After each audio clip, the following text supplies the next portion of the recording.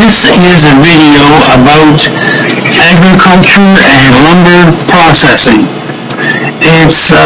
I put it in one of my blogs on Workathon, the blog of August 2015, and it talks about the platform for small towns of 15,000 to 20,000 in population to move up to 25 to 30,000 population.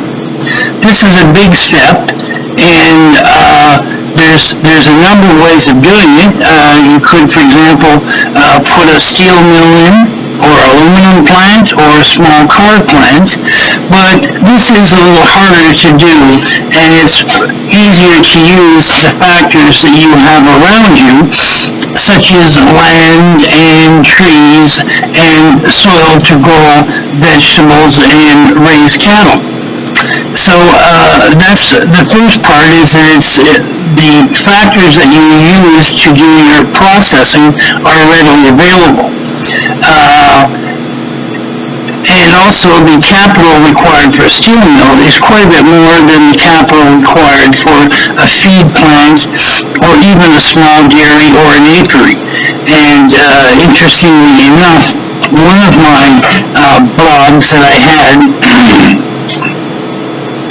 on agriculture and lumber processing was entitled The Land of Milk and Honey, because it focuses on agricultural products that are used to make consumer products that are used by people and therefore will create jobs. And that's the kind of thing that I have put in my blogs, a number of them, on Workathon in Blogger and in Econothon in WordPress. Various titles, but it's basically concerned with agriculture and lumber processing or forestry processing. It doesn't have to be focused on lumber, because, for example, you can grow trees like cherry trees or apple trees or vineyards, and they will also produce agricultural processing and the jobs that we want to get the town to the next level, the next tier.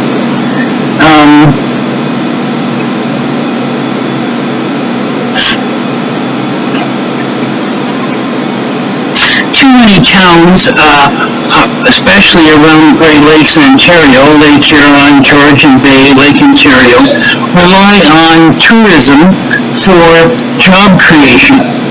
And this has its pitfalls because, for example, the jobs tend to be service jobs, low-paying jobs, seasonal jobs, and temporary jobs. And what we're getting around this by doing agriculture and lumber processing is getting jobs that are long-term and usually higher paying. For example, we could look at some of the things that have been created in the blogs that I have on Workathon and Econothon, and it looks at things like using the grounds and the grass around the town for grazing, and creating dairy cattle industry or beef cattle industry. There's a number of things that could arise from that, such as a slaughterhouse or a new dairy that might create up to 1,000 jobs. And when you look at the things around it that supply it, such as transportation and supplies to run the factory or run the processing area, this could be another with the trickle-down effect, it could be up to 5,000 jobs in the trickle-down from the main job creation.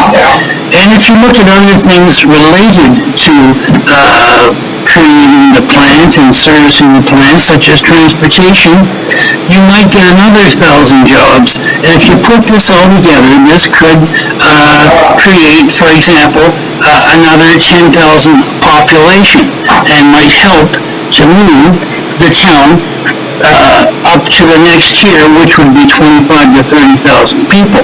An example of this is, for example, putting something in agriculture processing, such as a feed grain mill, dairy, apiary, which is making honey, and the population of the town moving up to the size of Owen Sound.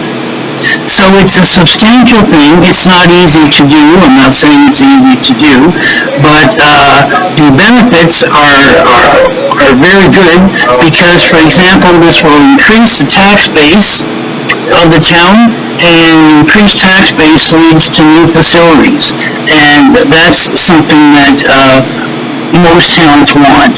Thank you.